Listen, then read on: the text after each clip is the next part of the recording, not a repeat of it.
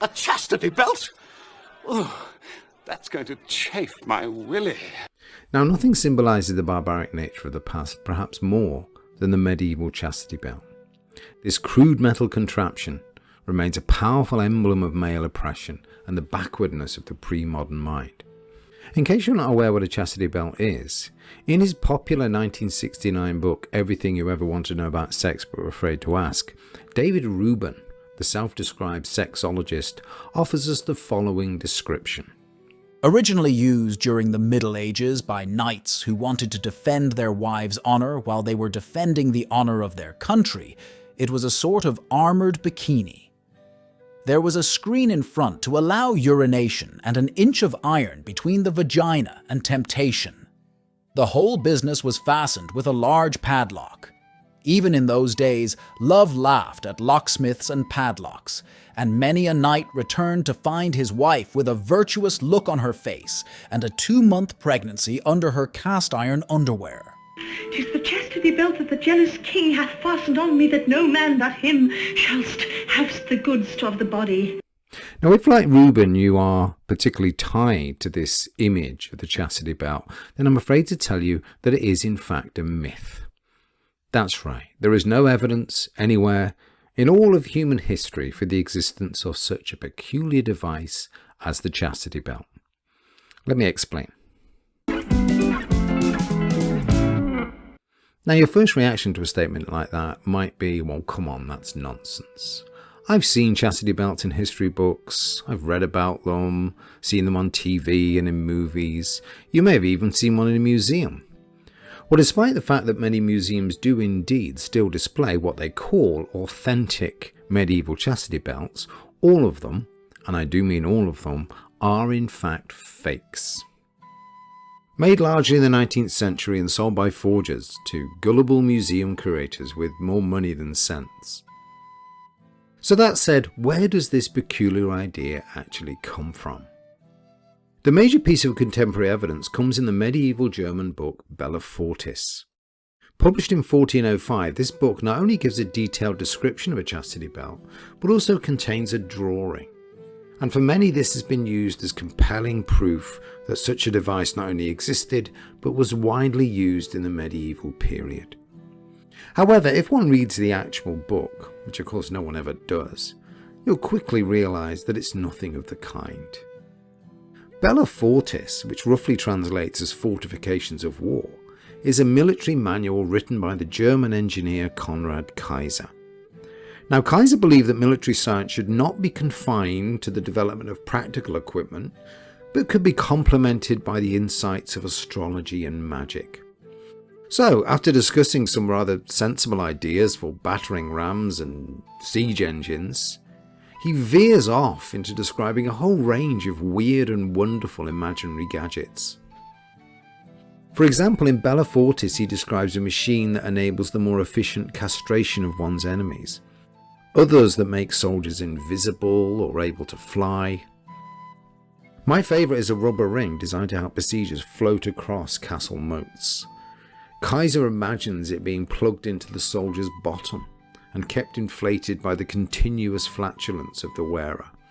In the entry on the chastity belt, the author tells us that in the city of Florence, wealthy old merchants kept their young wives locked away, wearing these metal girdles, in order to keep them out of the clutches of the many amorous young men arriving in the city. Now, this tall tale was widely believed across Europe in the medieval period, leading ironically to many a young man arriving in the city with the firm belief that behind the shuttered windows of Florence's many towers were beautiful young women imprisoned by their monstrous old husbands in these metal devices, awaiting rescue from a chivalrous hero. Now, other so-called evidence for the chastity belt comes, rather typically, from a gross misreading of the available historical sources. And similar sounding phrases to chastity belt do appear in a number of documents. For example, Homer talks about a belt of chastity, as does the medieval monastic Bernard of Clairvaux. But in all these cases, the meaning is clearly metaphorical and doesn't refer to an actual device. In the case of Bernard, the reference appears in a letter he wrote offering spiritual advice to a young noblewoman.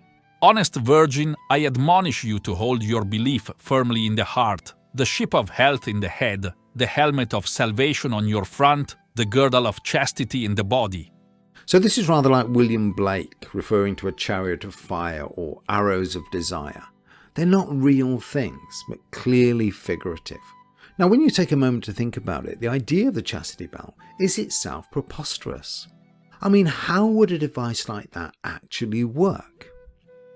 The medieval historian William Jordan writes, "How could such a mechanism have been designed to permit normal bodily activities?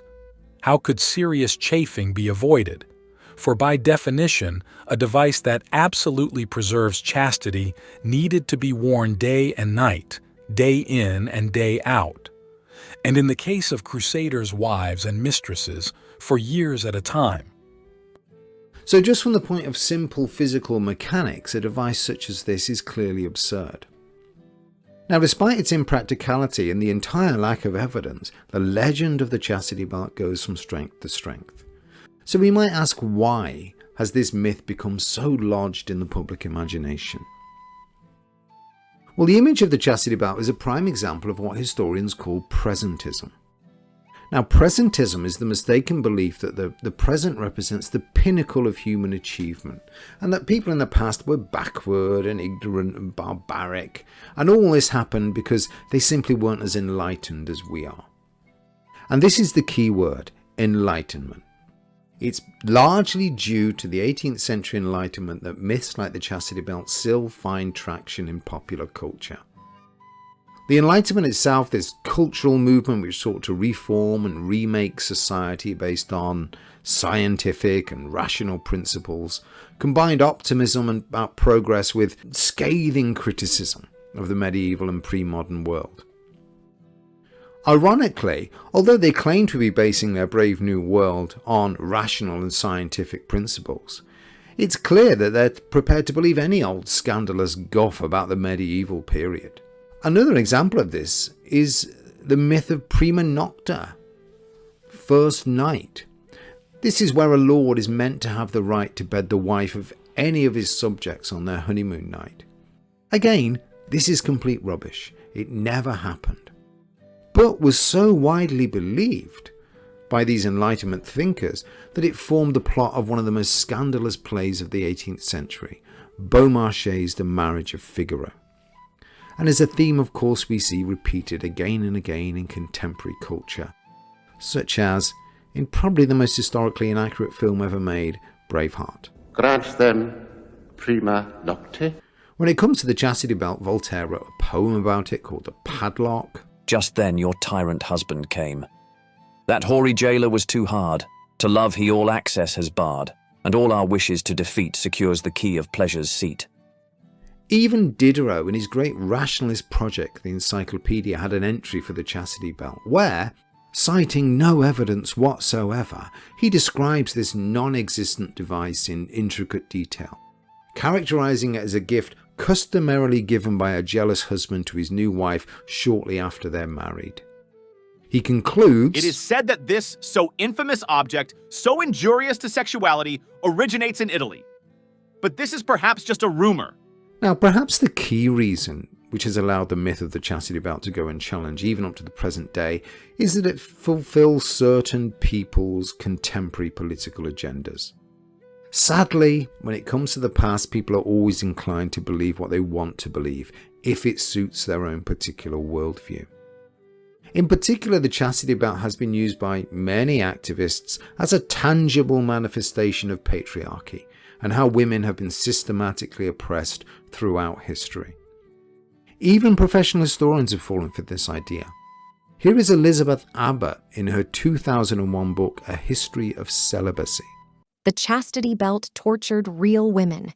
It kept individual women chaste. As a symbol, it has been a powerful reminder to millions of how important chastity is and to what stupendous lengths men have gone to ensure their women observe it. The belts have everything to do with the double standard and the outmoded concepts of male domination over women's bodies that are associated with it. Remarkable. It never existed. Now, of course, history has shown us that there are many ways in which women have been oppressed and exploited, But the point here is that the chastity belt wasn't one of them. It's a prime example of people wanting something in the past to be true. But of course, wanting something to be true doesn't make it so. That isn't history.